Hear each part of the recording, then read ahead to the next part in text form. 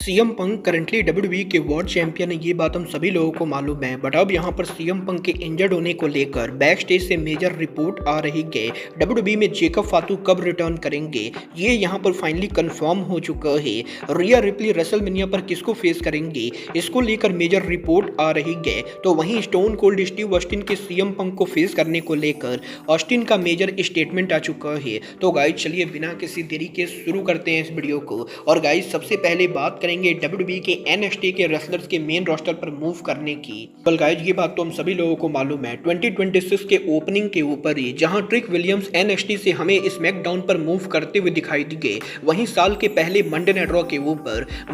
ऊपर जीवॉन इवांस को officially contract में साइन किया गया। और इन दो बड़े रेसलर्स के एनएक्सटी से रॉ और स्मैकडाउन पर डेब्यू करने के बाद अब आज यहां पर एनएक्सटी के ओपनिंग के ऊपर एनएक्सटी चैंपियन ओबा फेमी उनके टाइटल को वैकेट करते गए। और अब यहां पर ओबा फेमी भी एनएक्सटी को लीव करके जल्द यहां पर रॉ या स्मैकडाउन में से किसी एक ब्रांड को परमानेंटली ज्वाइन करेंगे। बट गाइज ओबा फेमी वो इकलौते रेसलर नहीं गए जो मेन रोस्टर के ऊपर मूव कर रहे गए। गाइज यहां पर ओबा फेमी के बाद अब एनएक्सटी सुपरस्टार जॉर्डन ग्रेस भी आज यहां पर एनएक्सटी के ऊपर ऑफिशियली यहां पर ब्रांड को लीव कर चुकी गए। और डब्ल्यूडब्ल्यूई ने ये खुद कंफर्म कर दिया है कि जॉर्डन ग्रेस के 6 महीनों तक एनएक्सटी पर काम करने के बाद ऑफिशियली वो यहां पर मेन रोस्टर के ऊपर मूव कर रहे गए। और अगले हफ्ते डब्ल्यूडब्ल्यूई के रॉ या स्मैकडाउन के ऊपर जॉर्डन ग्रेस हमें यहां पर उनका इन-रिंग डेब्यू करते हुए दिखाई देंगी। वेल देखना दिलचस्प होगा कि Trick William, Je'Von Evans, Oba Femi, Jordan Grace जैसे 4 बड़े एनएक्सटी रेसलर्स के मेन रोस्टर पर मूव करने के बाद अब एनएक्सटी के अंदर क्या होता है और डब्ल्यूडब्ल्यूई के एनएक्सटी के मेन इवेंट सीन पर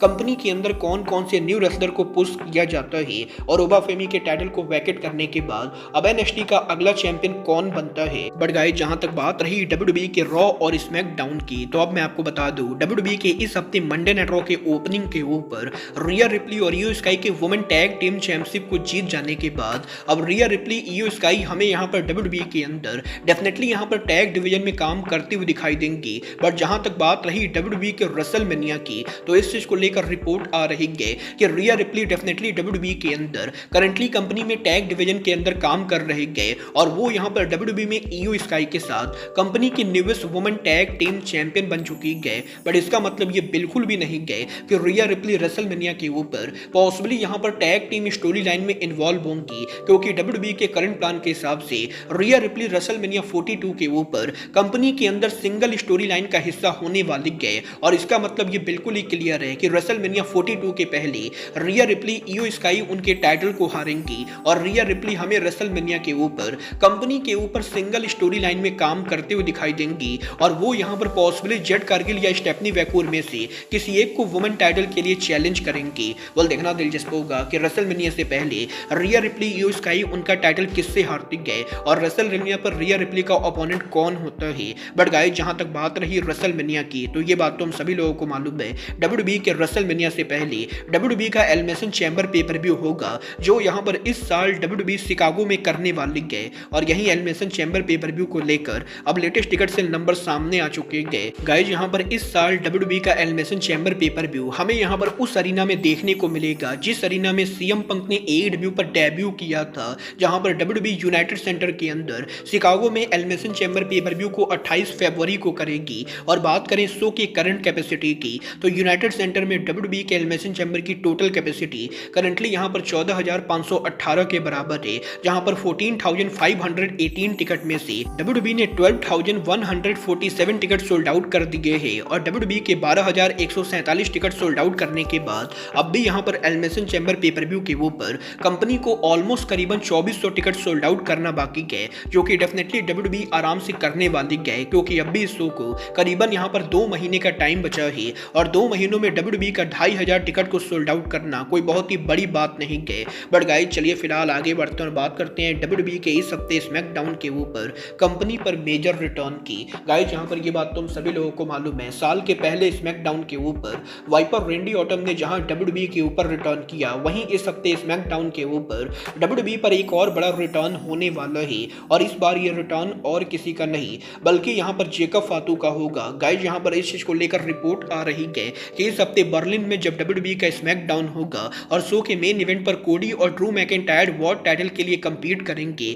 तो इसी शो के ऊपर जेकब फातू हमें यहां पर 9 जनवरी को रिटर्न करते हुए दिखाई देंगे। और वैसे तो ये कंफर्म नहीं हुआ है कि जेकब फातू शो के ऊपर एग्जैक्टली क्या करेंगे, बट ये कंफर्म माना जा रहा है कि जेकब फातू शो के ऊपर वापस आने वाले हैं। well, देखना दिलचस्प होगा कि जेकब फातू स्मैकडाउन पर रिटर्न करते हैं या नहीं। बट गाइस चलिए फिलहाल आगे बढ़ते हैं और बात करते हैं WWE के world heavyweight champion CM Punk की। गाइस यहाँ पर ये बात तो हम सभी लोगों को मालूम है, साल के पहले मंडे नाइट रॉ के मेन इवेंट के ऊपर सीएम पंक ने ब्रॉन बेकर को हराकर उनका टाइटल रिटेन कर लिया है और अब यहाँ पर सीएम पंक कंपनी के अंदर अब भी वर्ल्ड चैंपियन थे। बट अगर आप लोगों ने पंक और ब्रॉन का मैच देखा होगा तो आप लोगों ने नोटिस किया होगा कि उस मैच के अंदर सीएम पंक जब सुसाइड डाइव हिट कर रहे थे तो ब्रॉन बेकर हट जाते गए और मिसकम्युनिकेशन की वजह से सीएम पंक का हेड यहाँ पर डायरेक्टली मैट के ऊपर लगता है और यही रॉ के ऊपर इस सेगमेंट के बाद काफी सारे लोग इस चीज को लेकर कंसर्न थे कि क्या सीएम पंक को मैच के दौरान इंजरी हुई गए। वेल रेसलिंग ऑब्जर्वर का ये क्लेम करना है कि मंडे नाइट रॉ पर सीएम पंक के ब्रूटल सुसाइड डाइव के बाद सीएम पंक को पॉसिबली कंकशन इंजरी हुई गए और सीएम पंक करंटली WWE के कंकशन प्रोटोकॉल के अंदर है और यही जहां WON का ये क्लेम करना है कि मंडे नाइट रॉ पर सीएम पंक को कंकशन इंजरी हो चुकी है,